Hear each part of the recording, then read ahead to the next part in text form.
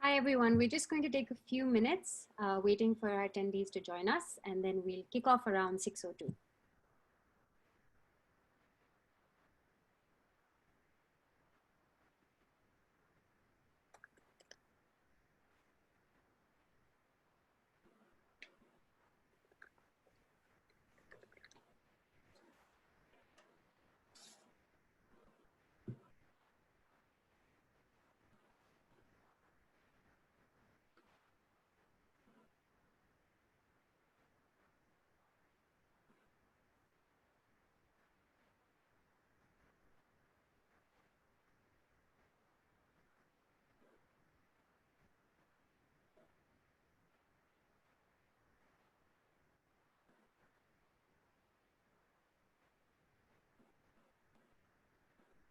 We're just going to give it another minute, and then we will kickstart the webinar.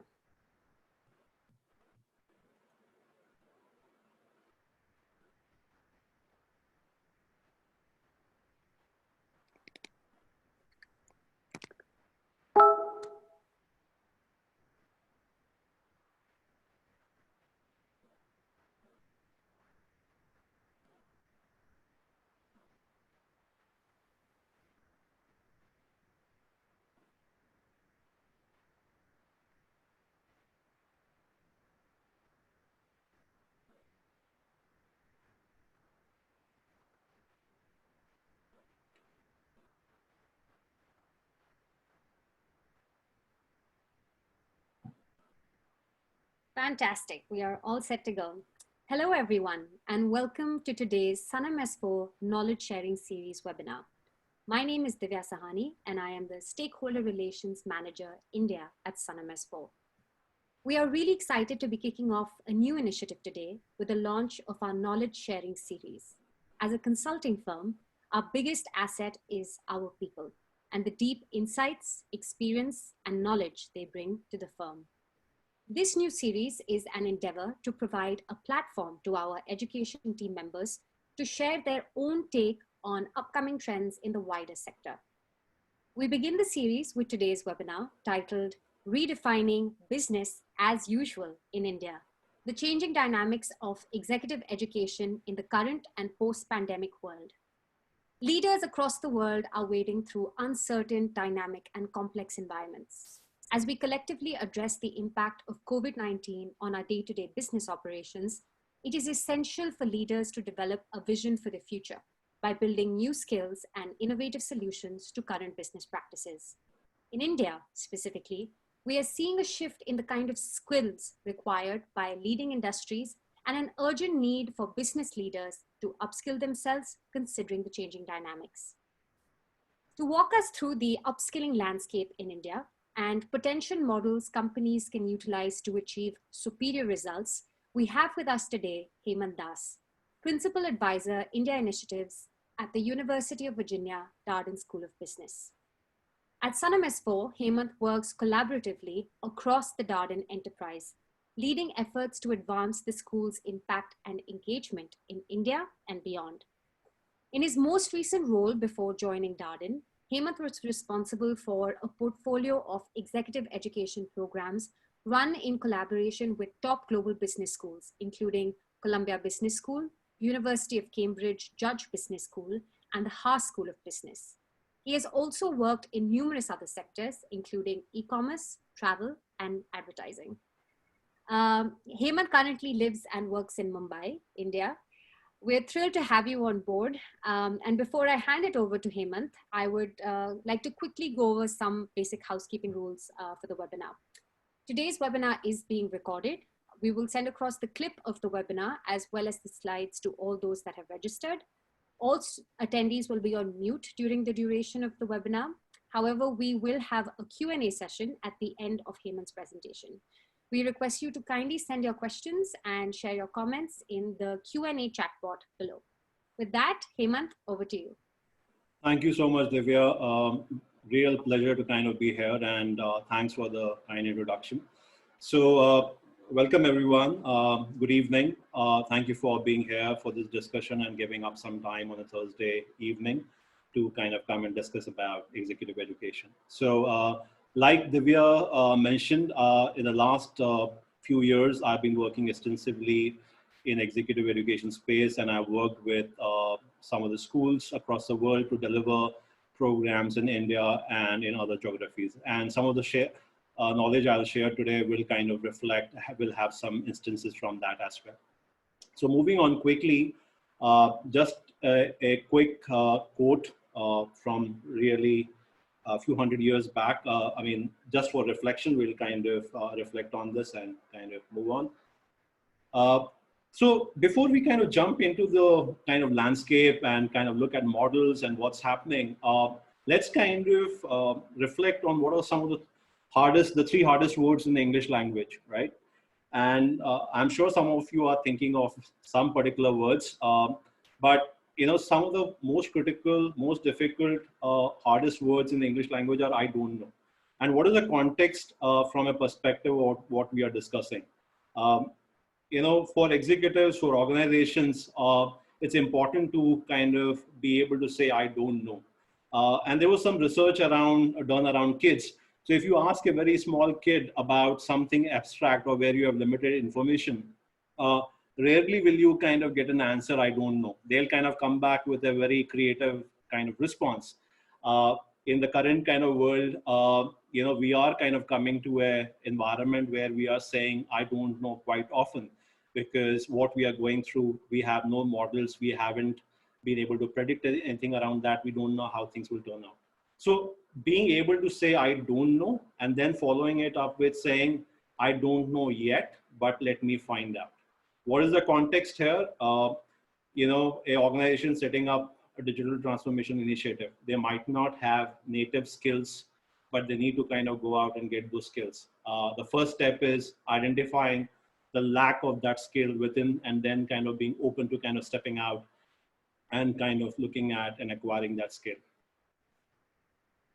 So moving on, next few slides, I just want to kind of take you through a lay of the land before we kind of we come to the executive education models. The lay of the land in terms of where India stands. So today we are going to look at it from a filter of India. And because we have a very diverse audience on the webinar today, people who represent organizations and colleagues from other universities as well. So this is a kind of a reflection in terms of where India fares in terms of specific skills, specific competencies, and specific challenges that they are going to encounter in the future. And something that online skilling, online reskilling, executive education kind of will help plug that kind of gap, right? So this is what you see on the screen right now is a recent research by Pearson in terms of employers, in terms of how they are looking at it. And it's quite interesting. I mean, we'll share this deck with you, but let me kind of quickly take you through the headlines. Employers lack an organized approach to L&D today, right? A need for upskilling and reskilling in the next 10 years, disconnect between employers and employees on L&D culture, and resources that impact engagement. Employers are increasingly open to non-degree credential. This is kind of quite interesting, and we'll talk about this a little later on. And then finally, employers working on developing soft skills for existing workforce and are concerned about identifying the right hard skills when they are hiring. Now, this is quite interesting because, I mean, going back with my personal experience, typically when we kind of approach L&D guys or HR guys, sometimes they are not really clear in terms of what exactly they are looking at. And they haven't yet gone to the process of identifying what are the skill gaps, what they want to kind of build and launch, and what kind of activity they are looking at. And sometimes the decision maker is not the L&D manager. It could be someone more senior, someone in the CXO suite. So it's interesting as kind of partners or education providers or universities, people who are working with these kind of partners or even within organizations, to kind of have a clear idea, a clear vision of what you're expecting, what learning outcomes you are kind of expecting. Now, this is kind of getting really sophisticated and will impact how executive education is delivered in the future. And we'll talk about this a little bit later as well.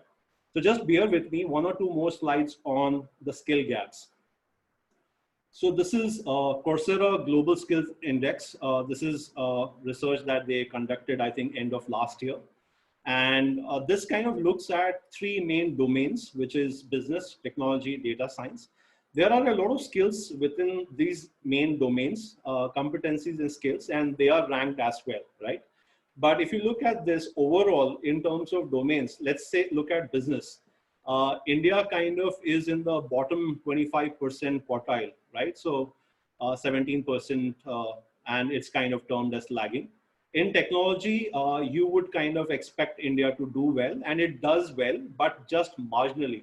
It is kind of doing, it's got a percentile of 27%. So it's just kind of moved into the emerging kind of classification. And then data science, which is where India is around at 15%. So again, bottom quartile lagging, right? And we'll kind of go through some of this elements which kind of come within this domains a little while later as well. But this is kind of very stark. And as universities and as organizations, we should be thinking about how do we kind of create a suite of products or look at training within these domains to kind of bring that level up, right? Now, staying with the skill gap, this is LinkedIn Future of Skills, which kind of came out again later part of last year. They have come out with another report recently, which looks at the top jobs in India, right? But these are kind of the segments and what kind of areas that people are expected to kind of work in. So you see the usual kind of suspects that everyone is talking about, blockchain, artificial intelligence, robotic process automation, human-centered design, front-end web development, uh, compliance, social media, integration, workflow, gesture recognition. Now, just moving back, the one thing that you see which is highlighted here, and robotic process, and see the examples there, consultant, business analyst, and then compliance and continuous integration. These are India focused, right? So if you look at these rising skills, these are the critical skills. There are a lot of critical skills, but these are kind of at the top. And what do I mean when I say rising skills? Rising skills are skills which are rising exponentially, both in terms of people kind of looking at it and demand being created for it. So if you are a university or an education partner or a consultant, you have to be thinking about whether I am going where the ball is going, where the demand will kind of come from. Am I developing content and courses which will reflect that? If I'm an organization, I should be thinking about, do I have skill sets in-house in this area? Do I need to start building this kind of skill sets within the organization? And if you see here, compliance, what are the kind of occupations which will have this kind of skills? Chief data officer. This is kind of becoming quite an important role. And a lot of companies might not have this kind of role, but that's kind of changing. So what kind of skills would this kind of roles require? Moving on, again, kind of staying with the LinkedIn Future of Skills kind of research. This is from a lens of an employee in terms of India, how they are kind of responding to this kind of emerging nature in terms of skilling or reskilling. So the first kind of visual, which talks about acknowledgement and appreciation that skills are needed to succeed, are changing rapidly, 82%. Which is quite interesting because that means there's an audience which recognizes the need for the skills and appreciates that the skills are changing quite rapidly. And these are guys who will be kind of be more open to kind of learning and kind of taking on interventions from within the organizations or signing up for courses. The second part, online learning beneficial for career progression. Again, this is quite interesting because that means they see a gap in terms of what skills they have and what they require to progress in their career. The third one is quite interesting in terms of how many times in a week they are willing to engage, right? This is 1.7 times. I'm sure this is going to kind of go through the roof now because of where we are right now. And we'll share some kind of information in terms of what does it mean in terms of hours, right? And finally, online delivery. So again, this is a good sign that people, employees in India are far willing to kind of adopt the online format because of, kind of ease of use, ease of access, and they can do it at work or at home rather than traveling for a face-to-face kind of interaction. So moving on, I promise we are coming to a stop in terms of the skill gap, and then we'll move into executive education kind of formats. So PwC kind of conducted research recently in terms of the graphic in the middle of the screen. Workers want digital skills training, and in terms of hours, they're willing to spend 24 hours in a month in India. This is very consistent from what we have seen. So when we develop executive education programs in the past, one of the questions we get always from organizations or employees is how much time am I expected to put in for this training or for this executive education? And typically we say 5 or 6 hours per week is a sweet spot. They say beyond that, it's kind of cutting into my professional personal time. I need kind of other things to do. I can't really kind of do all that. So 24 hours, which is around a day in a month, is what they are willing to kind of contribute towards learning, reskilling, and upskilling. And then on the right side, how are the Indian CEOs thinking of the kind of skills that they are expecting their employees or their team members to have, right? So very high numbers here. And that's also a sign which reflects where we are in terms of our capabilities or how organizations are seeing their employees and the skills they bring to the table, right?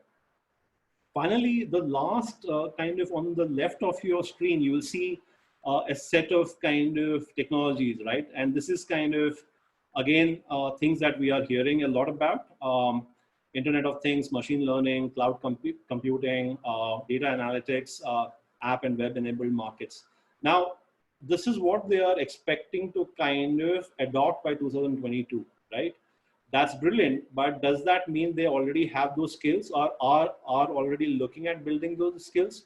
Or is there a big gap in that? Again, from a university lens or an educational services provider lens, are you guys kind of delivering skill sets or programs or certifications or credentials in this area? And from an organization perspective, are they building the skills in-house or are they thinking of building the skills in the coming days, right? This is from Future of Jobs survey from the World Economic Forum. And that's quite interesting in terms of how they have looked at how the skills are kind of going to change. So right now, you are hearing this kind of triumvirate of kind of questions. How will we work in the future? Will we kind of go back to work at all? The other thing is, how will we kind of operate? What kind of skills will be required? We didn't have the situation before. How will we kind of adapt and react to it? What kind of things that we need to do or learn to kind of make that happen, right? So kind of moving away from the skill kind of gaps, that was to kind of give you a context in terms of where we are, what are the kind of gaps, what are the things that we should be thinking about, right? Now, what's kind of happening? So last couple of months, we have been in a massive, proof of concept experiment, right? Before pre-COVID, a lot of people would have kind of said, online platforms are difficult, they are not engaging, but now we are forced to kind of use online platforms, online kind of technologies to kind of learn, to work, to engage, collaborate with others, right? So what's happening in terms of learning, in terms of information around skills and kind of courses? So you see all the big edtech companies in India have seen a massive kind of spike in traffic, particularly if you see MOOC platforms like Udemy and Coursera, they have seen big traffic jumps. And this is kind of understandable because people are thinking about what will happen post-COVID. Once I come out of that, will I have a job or will I have the relevant skills to kind of operate? Organizations are kind of thinking about, what kind of things that we should be focusing on to make sure that we are still kind of relevant, right? So Coursera is quite interesting, and we'll use Coursera as an example in more discussion because that's a very visible kind of a platform. So they had like massive hike in registrations. They have had massive hike in people looking at specific content. So public health content has kind of seen a massive spike. And again, this is because we are kind of in the middle of a crisis that people don't really understand. So there's a lot of interest in specific content around that, right? In terms of understanding or kind of getting a level of comfort with kind of figuring out what's happening there. Udacity, another provider of online learning, has seen big demand for AI, data science, data analytics, nano degree programs from enterprises. So this is from a organization perspective, and this kind of reflects very well with what we were talking about earlier, that there's a gap in AI, data science, analytics. So if they are seeing a spike, that's kind of reflecting what we are seeing in terms of skill gaps, right? And Coursera just, I think yesterday or day before, also released an initiative where they said, if you are kind of an employee and you have unfortunately lost your job or have become unemployed, we are going to allow you to kind of access courses so that you can kind of skill up for your next role. Now, kind of moving on. So we looked at the skill gap. We looked at what's happening in terms of some of the news bites that we saw coming in from the skilling and reskilling kind of platforms. Now, this is the kind of what we're seeing on the screen right now is the online education market, right? So the online education market, which covers everything from test preparation, K-12, skilling, reskilling, you know, and that's at higher education. That kind of is a $2 billion US dollar opportunity. So this data is from, this is 2021 projections, but it'll be interesting to see where we are right now and how it's kind of coping up. I have a feeling that this will kind of increase and become even larger. Now, within this online education kind of market, the skilling, reskilling, executive education market is around 463 USD in million, which is kind of quite a big jump from where it was in 2016. And it's expected to grow at 30%. And I suspect with the current environment, it will grow even faster and the size of the opportunity will even be bigger, right, going forward. Now, why do we need to kind of do all this? I mean, this is all kind of self-explanatory, very evident. Everyone is kind of thinking about this. We need to kind of build a future-ready, agile, resilient workforce. We need to kind of, this is more urgent than ever before. A lot more people are kind of thinking about, you know, I don't know this anymore, so I need to kind of find out. It's imperative to kind of develop skills and competencies around elements that we didn't have any kind of information about. Marshall Goldsmith, a kind of Tuck professor, a big leadership coach, I think he's written a book and he says this, what got you here won't get you there. So this is quite relevant. And we've heard data points on this as well, that a lot of roles and the skills that we'll be requiring in the next 10 or 12 years don't even exist right now, right? So over the next few years, we'll start picking up skills and we'll start kind of developing competencies that we didn't even know from before. And this is quite evident in terms of things that we are seeing in the last few years around data, around analytics, around machine learning, around digital transformation. That's becoming a kind of regular part of corporate speak. Everyone is thinking about it, looking at it, investing a lot of money in kind of making that happen. Develop agility and resilience around VUCA environments. We are kind of going through a massively VUCA environment, and it's amazing to see how we'll come out of it and what we'll learn out of that, right? And then, of course, the final two elements are, I mean, this is what keeps you competitive as an organization.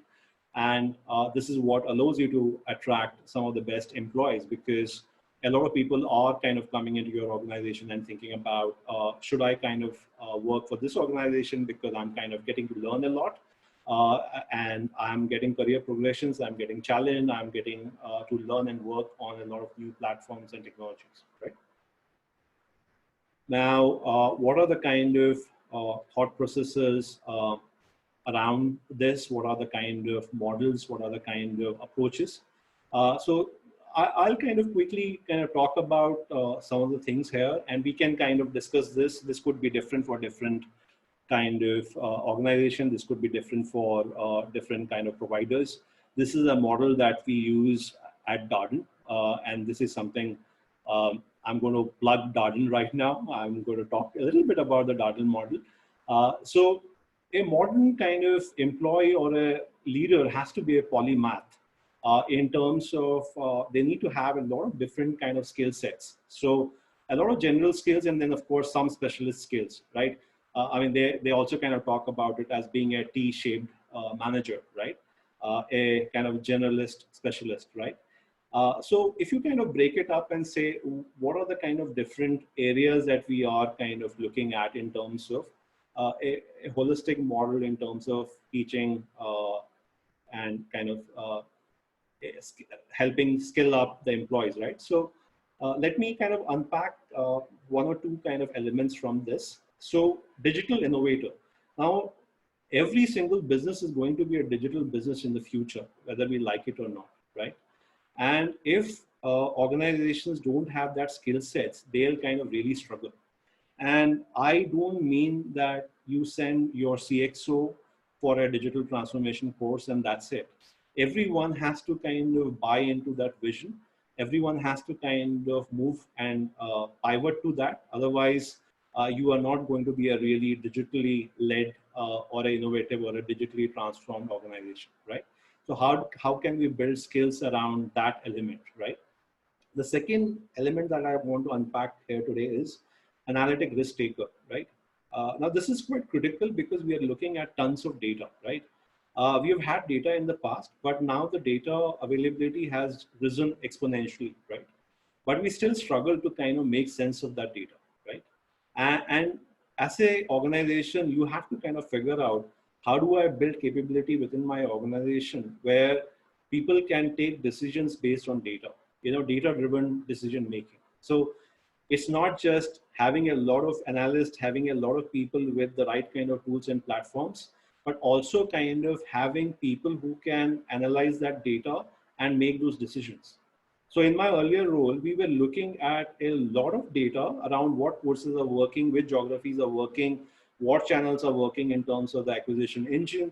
And we were taking calls on a regular basis, sometimes on a weekly basis, because we suddenly saw activity happening in a specific geography or specific campaigns working in a specific geography in terms of program name or content or curriculum.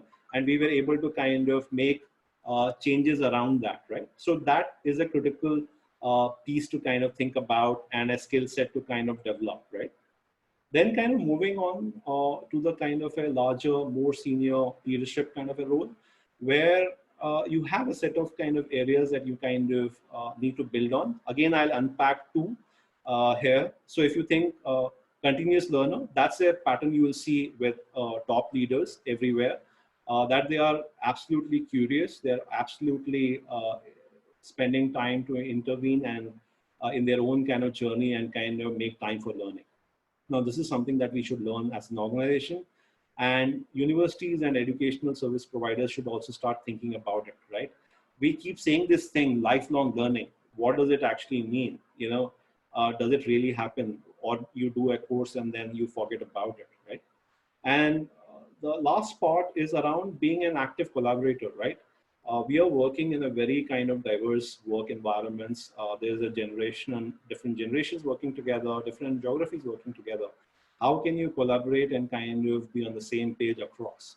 How is your mission vision? How's your kind of approaches? What you're doing kind of relevant across everywhere? Are you kind of doing the same things? Are you singing from the same hymn book? Are you kind of making the right kind of sending the right messages across consistently and kind of regularly, right? Moving on to kind of approaches. This is again something that would kind of depend on a specific intervention, would kind of depend on a specific organization, would depend on a specific kind of provider. But again, this is something that we use at Darden, where we kind of look at these 5 elements. Now, the first one is learning is a process. It's not just attend one kind of certification program or one executive education program and you are done. We need to kind of build custom learning journeys. and also kind of figuring out whether we are creating the journey and creating the best possible route to kind of learn. So everyone doesn't learn the same way, right? So this is one kind of example. Executives learn best by doing. This is quite important because you lose information typically very quickly. So if you are kind of actioning what you are learning, that's kind of very kind of critical. And you have to kind of make that happen, because if you're not practicing and applying what you're learning, it's not really kind of helpful. It's just a checkbox ticked in terms of HR or a senior leader saying, yes, we have done this program. But are you kind of testing? Are you kind of continuously learning? Uh, the third element is facilitating, learning from peers, collaborating rather than just sitting in a classroom and lecturing. Perspectives are changing. I could learn a lot from a peer because of their individual experiences. Academics also kind of share their updates in terms of what's happening at a practitioner level. And then, leadership is messy, build leaders inside out. So we live in a VUCA environment. People have to take hard decisions. Are they kind of qualified to take those hard decisions? Do they have learning to make those hard decisions? And then finally, how do we kind of create a holistic kind of view of a leader, right? How do we kind of ensure that they are following purpose, right? And making sure that they follow purpose in the right way. So I'll just take a quick pause. Divya, how are we doing on time? Are we okay? Should I speed up a little bit? No, I think we're doing really well on time, Hemant. We're at 30 minutes right now. Okay. I would also just like to announce a quick request to the attendees. If you have any questions, please add them to the chat bot. We'll be picking them up one by one once Hemant's presentation is over. Thank you. Thank you, Divya.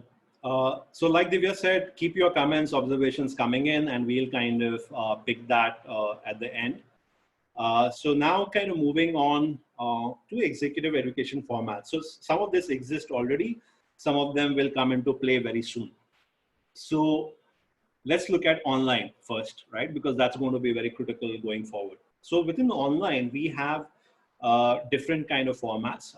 Let's look at first open programs. So this can take the kind of nature of a MOOC on Coursera or some other platforms, which is asynchronous. You kind of land up, you get access, you go through it, you see videos, you see lectures recorded in advance, and you kind of take out what learning you can. There's no kind of other level of engagement.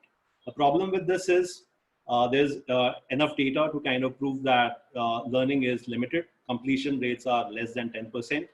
I think it's around 6% or something, because there's no engagement. You are just sitting and listening to a lecture, and it could be different sections. You will go through it. There could be assignments, which could be all asynchronous, right? The second is blended. You have a few kind of elements of both.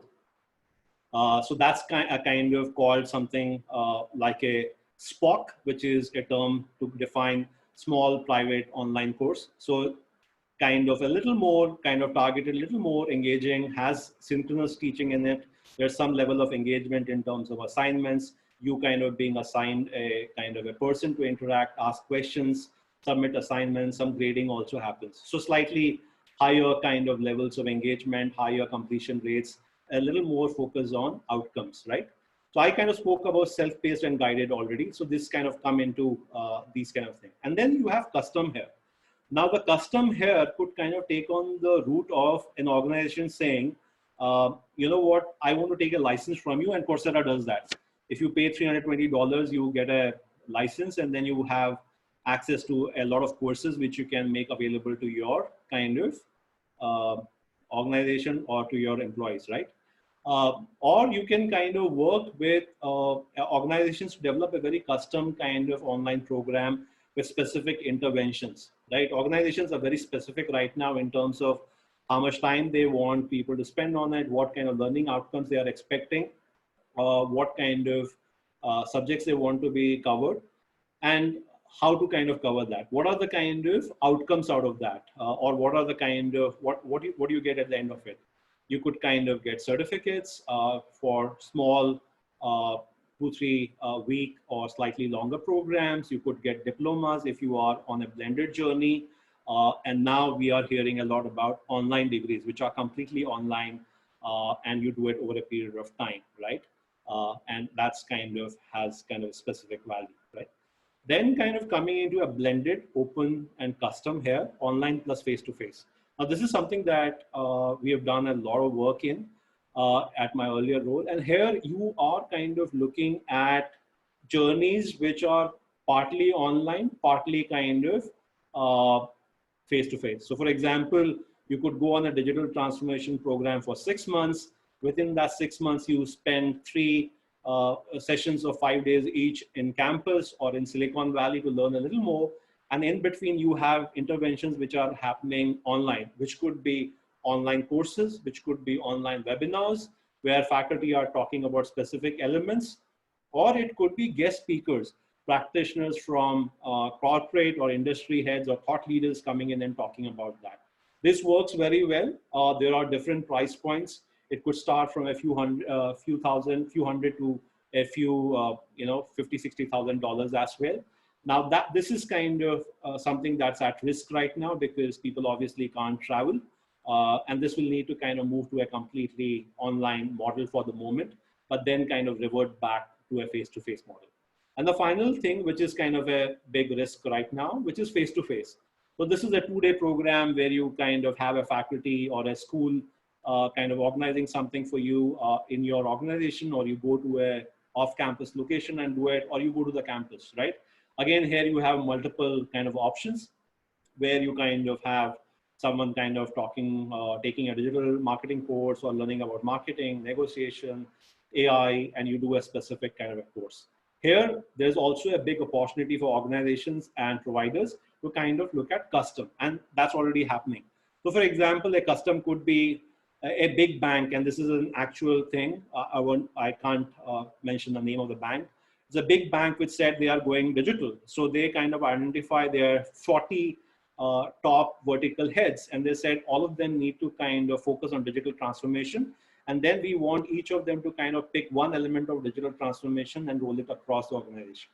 So this meant they had faculty coming in from the university, practitioners coming in. So it was a curated kind of a journey, right?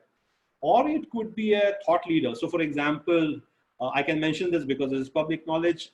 Professor Vijay Govindarajan, who is a world-renowned head on strategy and innovation. He teaches at TUC, which is the Ivy League school.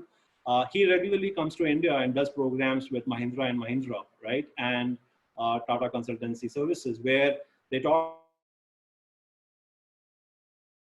a three-box framework where he kind of takes people through innovation. And this is specific to that organization. So it's kind of not available off the shelf. It's been kind of curated and created specifically for that organization, right? So again, a lot of kind of opportunities here, and let's kind of look at who are the people who are kind of doing that, what's kind of disruptions that are happening in this area. So what are the disruptions that are happening? The disruptions are that organizations are becoming extremely sophisticated in terms of customization and personalization requests. They are becoming extremely sophisticated in terms of ROI. They're looking at learning analytics. They want universities or learning providers to provide pre, post behavior, and they are looking at whether it's moving the needle in terms of the organization. If someone has kind of done that course, how are they kind of performing, right? They're creating learning communities, and they're expecting the universities or the providers to kind of share that kind of information or have that capability. Now, this is disrupting because traditionally universities don't have that capability, but then you have platforms coming in which will allow learning providers, universities to kind of plug into that and start kind of looking at that. Bite-sized learning, we had conversations with organizations before who have said, you know what, this journey is brilliant, Hemant, but I want bite-sized learning. I want a light version.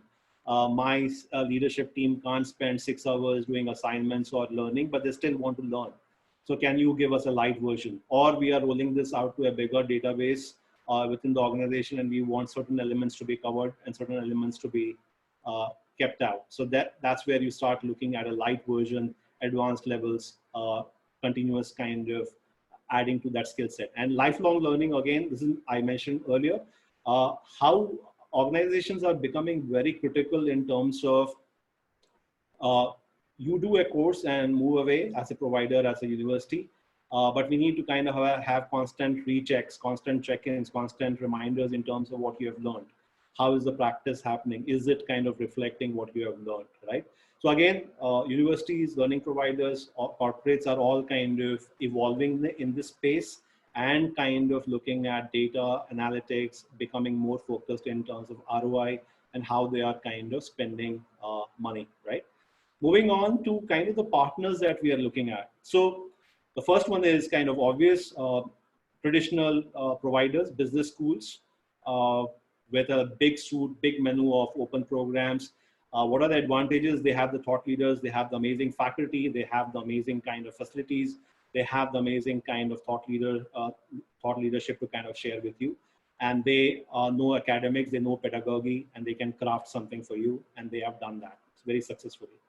Consultancies around specific companies or HR or other kind of consultancies which are coming in and saying, we'll teach you about how to innovate, or we'll teach you about how to kind of build AI within your kind of business models, things like that. And then of course we have human resource departments, corporate universities which are rolling out or making different things available to their employees. Uh, Thought leaders, like I gave the example, faculty who are thought leaders are being engaged by organizations to come in and do specific interventions within their kind of organizations. And also here, thought leaders from in terms of organizations come in. So can you ask someone from Netflix or Amazon to come and talk about digital marketing or targeting, right? Can you ask someone from Amazon to kind of come and talk about personalization? Can you ask someone from Airbnb to come and talk about data and how they use data to kind of predict what's happening, how people behave, right? Then corporate universities I talked about. Online program managers. Now this is quite a disruptive area that's kind of happening already and will kind of become larger in the coming days. Some of the names that you see on the slide are some of the people. I mean, this is no in no specific order. This is just an example or a teaser of what kind of platforms exist, right? So some of the names would be familiar, some not so much, and we'll kind of talk about that in a little bit, right? So online program managers are people or organizations which are kind of helping universities and corporates as well kind of access education, right? So let me pick one or two examples here. The company that I used to work for earlier uh, is also reflected here. And again, you'll see some names which are familiar. So let's take 2U at the beginning, which is kind of a big startup. And they help universities go online. So that's the premise. If you're a university and you don't have a presence online and you want to kind of figure out how to do it, they'll allow you, give you the skill sets and allow you to do it for them. The certificates that you get will still say whatever university it is or whatever provider it is, but it'll at the back end, who you will kind of work with you to kind of deliver that. One more kind of example is what we used to do in my earlier role is we used to work with Ivy League schools and kind of work with them to kind of launch programs which might not exist right now, right?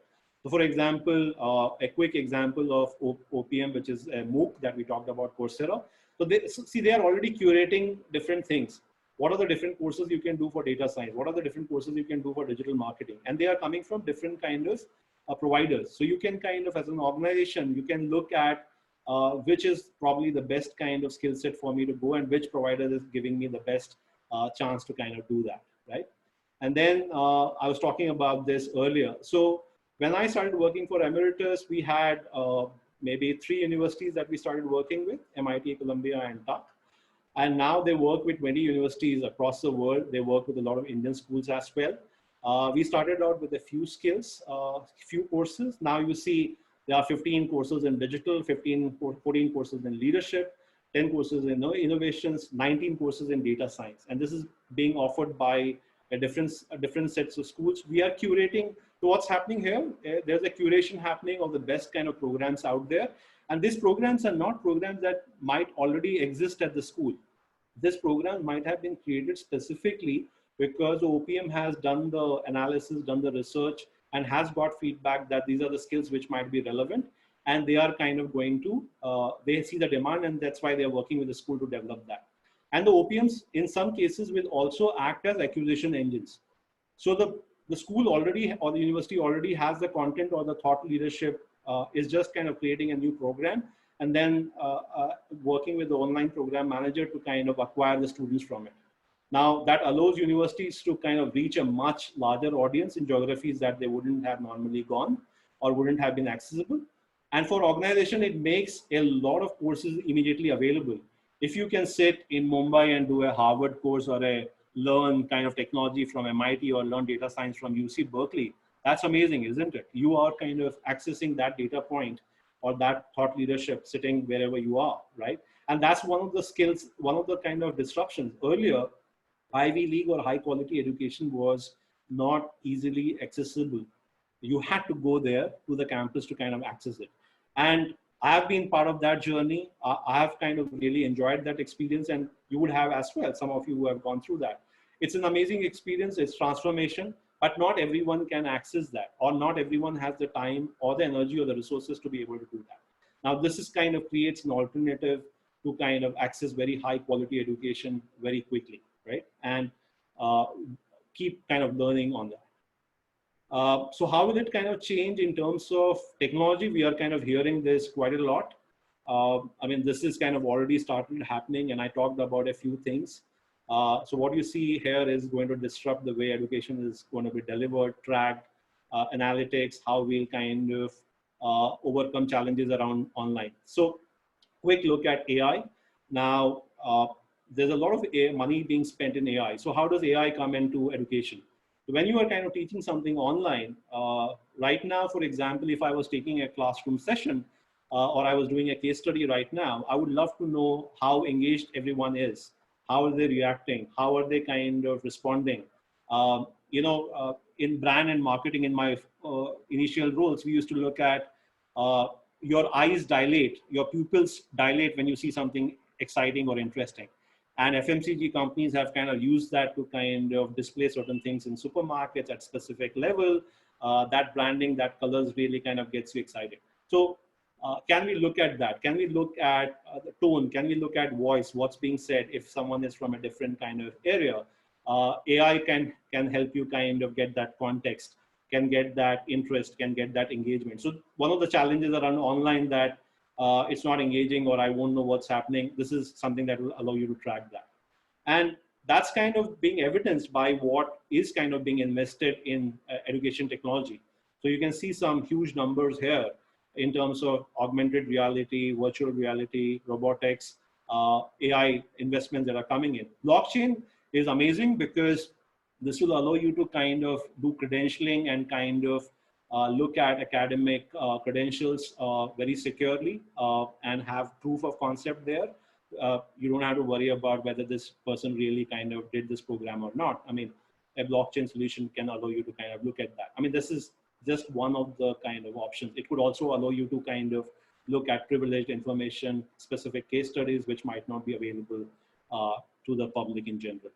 Uh, last slide, last one or two slides. Now this is around how disruption is happening. So, what you see on the screen is, this is kind of different. Each icon reflects a solution or a product around capability development, upskilling, credentialing, learning environments, mobile apps, right? And this is just the tip of the iceberg. There is stuff around skill verification. There's stuff around financing of your programs if you can't pay for it right now. The model of learn now, pay later, right? How can you quickly pay for your courses without kind of taking a big loan and stuff like that? What are the kind of different platforms you can learn on, right? So it's not just kind of putting a camera in front of a faculty on Zoom and trying to do an online course. A online, properly designed online course will have taken a lot more time to kind of develop, because it will need specific interventions, thought processes, pedagogy around engagement, around delivery. I mean, sitting someone in front of a camera is probably not the most effective way of doing it. But that's how companies or universities are finding out, how some of them are struggling in terms of having really engaging content, right? Moving on, so this was around the technology piece. I started with a quote, and I'll kind of leave you with a quote. The first quote was by Seneca, who was a Roman philosopher, statesman, few hundred years back. And this quote is by Alvin Toffler around a few decades back. And it's amazing the patterns that you can see here. I mean, it keeps saying, you know, you have to keep learning, unlearning and unlearning and then learning again, right? So with that, I kind of move into a Q&A section. So we still have some decent time to kind of take questions, observations, kind of look at that. So Divya, over to you. I realized I was on mute. Typical Zoom errors. Thank you so much, Hemant, for that very detailed and interesting presentation. We have had a couple of kind of questions come in, and I'll just take them one by one. The first question actually comes from someone within the Sannam S4 team itself.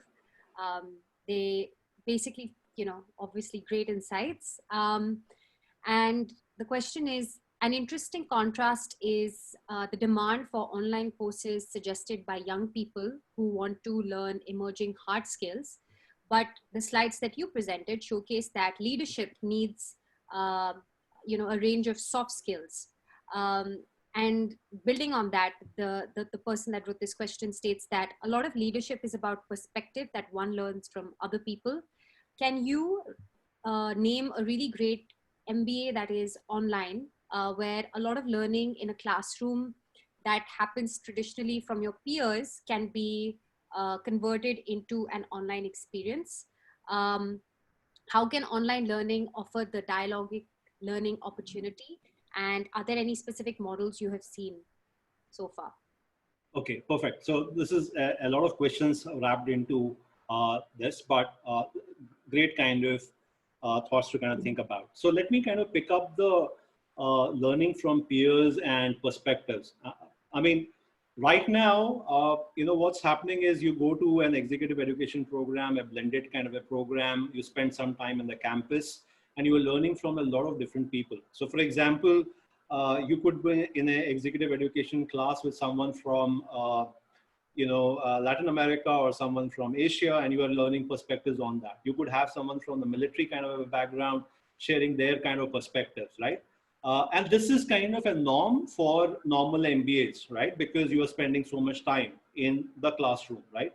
And we have seen a lot of debate happening around full-time MBA programs where students have said, well, you're charging me a lot of money and I'm paying for that opportunity to be on the campus, learn in the classroom from a lot of peers, and also learn from them outside of the classroom, right?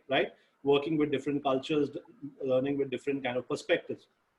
Now, you can kind of build some of that in terms of those blended journeys I talked about, where you have some elements of classroom and then online. So you have that common thread where you met someone, you have engaged with them, and you kind of do it online. Now, this is one challenge, and this is going to be disruptive in the future, right? Online degrees on online MBAs are just kind of coming in, right? The price point they are coming in is at a fraction of what's being offered at a full-time MBA. But efficacy, like the question has been raised, how impactful it is, right? How kind of, what are the outcomes there? That needs to kind of be observed. At the moment, I don't have enough data on that right now, but that will be something that people are looking at. But having said that, there's a lot of technology which is coming in to kind of make that happen. So up till before March, we were not maybe doing so many meetings on Zoom, right? I remember when I was doing my executive MBA, I had people in the classmates or my classmates who were in different zones. So we were working together on a project. So we made it possible to kind of get on phone calls. That point of time, we wouldn't even have amazing platforms like Zoom and things like that. So technology is kind of moving to enable that. You can kind of get that level of collaboration, that level of learning from each other. Like for example, right now we are talking about executive education and we are hearing such diverse set of kind of views. I hope by the end of this session, we'll take away a few different things. And that has happened because I have shared some thoughts from my experience. Some of the questions are kind of challenging that kind of worldview. And then there'll be some people who will kind of ask other questions in terms of, or make other observations. So I'll end by saying that we need to kind of kind of develop this further, see this a little longer to kind of see whether the transition, right now, it's not a full transition. It's, I would say different flavors will exist for different people, right? And that's the world we'll live in for some time before it moves completely online. Okay, great. Moving on to the next question. I think this touches a little bit on what's happening in the blended learning space, Hemant. Yeah, yeah. The question is essentially, are you aware of any cohort-based master's programs, specifically in data analytics, for working professionals that meet in the evenings, India times, a few days per week? Okay, so that's a great question. There are a lot of programs. I kind of worked on one of them. So UC Berkeley, we launched a program with them called, so this is not masters, I'll come to that as well. So this is a program for data science and analytics for leaders. So people who are not wanting to learn how to code in Python or R or create amazing visualizations. They are people who are leaders who are taking decisions and who are going to have a lot of people working with them with a skill set of analyst or statistician or mathematician and stuff like that. So this kind of program is available in a blended kind of cohort fashion, but this is not completely online. For this, you have to go to UC Berkeley. They have two different routes in it. For one route, you have to spend 15 days in UC Berkeley. So you kind of sit in the classroom, learn from faculty who have kind of worked in a lot of different areas. And then you kind of, because you are in Silicon Valley, you are in Berkeley, you also go and kind of meet with people from Airbnb, people from people who are in that region. So I don't know if you've seen the movie Moneyball, which features Brad Pitt and looks at how this manager used analytics to change the baseball team around. So Brad, that team is based out of very close to Berkeley, right?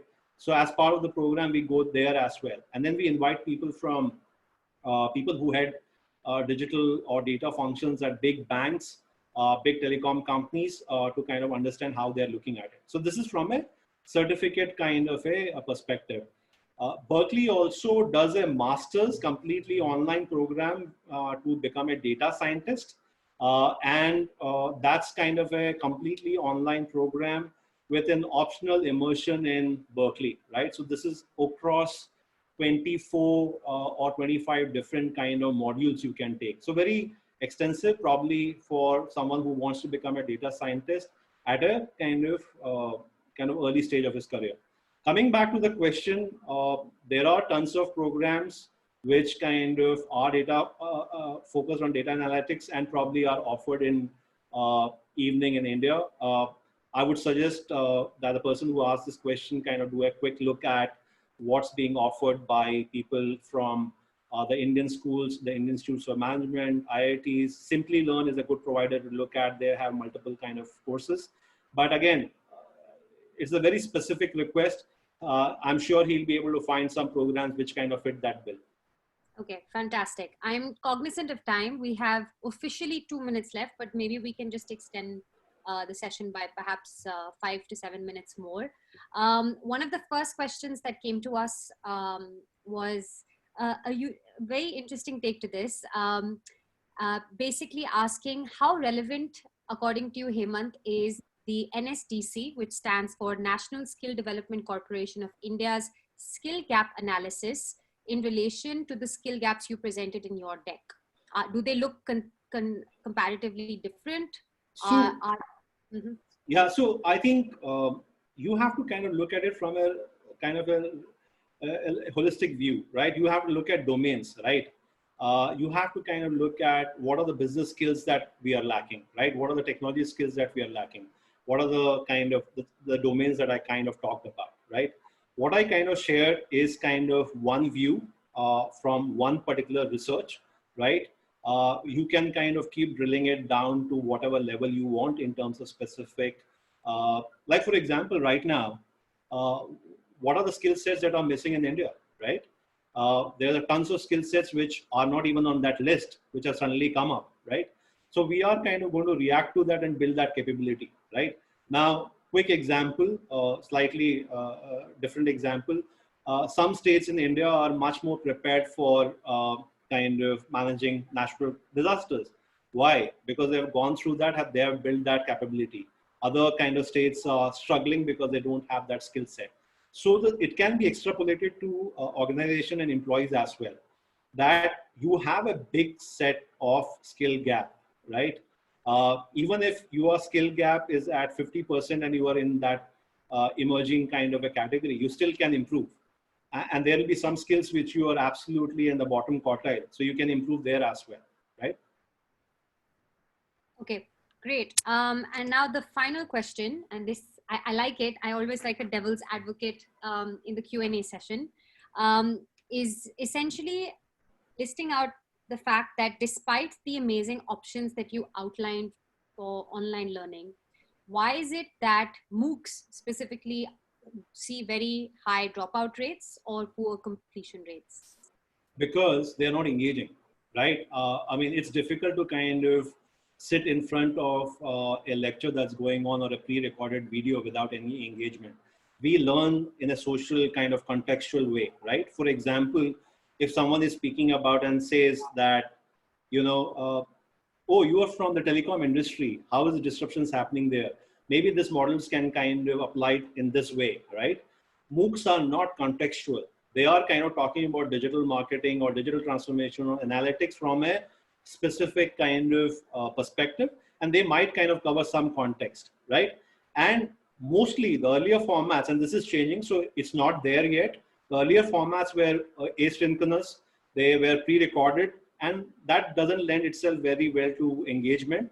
And the data is there to prove it, that you have very kind of less engagement rates there, less completion rates there. And we've heard this from the actual industry employees and organizations that people didn't take too much out of it. Can we have something more engaging? Mm-hmm. And that's why this blended, this hybrid, more sophisticated kind of online models are where you have a guide connected to you who's looking at your assignments. Though this is an online certificate program, this is much more engaging. Someone is looking at you and saying, why haven't you submitted your assignment? You just written 2 lines in your assignment. That's not good enough. You'll not get a good grade. Oh, you need an extension. Fine. Okay. You need to kind of look at this perspective a little more. Let me get the faculty to kind of talk about it.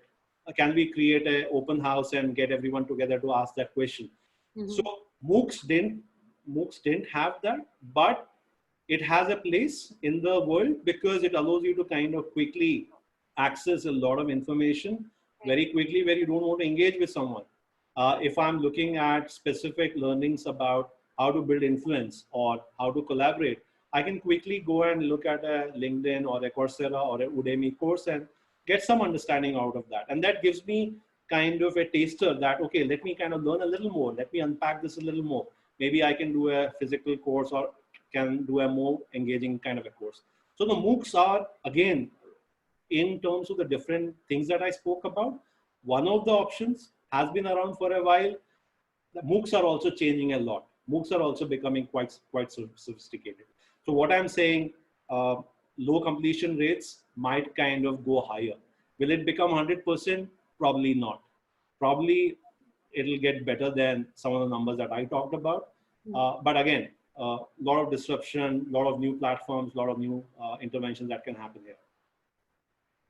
Great. So on that optimistic note, thank you so much, Hemant, for all of your insights and sharing your vast experience in this particular domain with all of us. I just saw that we may have actually had one last question, but we have run out of time. So I am going to forward this to you personally, and then you can contact the person who posed this. Sure. Thank you everybody for joining us today. And as I mentioned in the beginning of the webinar, we will be sending across the recording as well as the slides. Please do look out for our next webinar under the knowledge sharing series. We look forward to having you join us on the next one. Take care and stay safe. Thank you, everyone. It was a pleasure kind of speaking to you guys today. And I'll leave you with 3 kind of words for a university and a corporate organization perspective. Identify, build, launch. Identify what gaps you have, build skills around that, launch that. If you are a university, identify the skills that gap exists out there, build courses around it, launch them. So thank you very much for the time and great kind of hearing your kind of perspectives, sharing my thoughts, and welcome further kind of comments, thoughts, and engagement. Thank you so much for taking the time out today. Great. Thank you.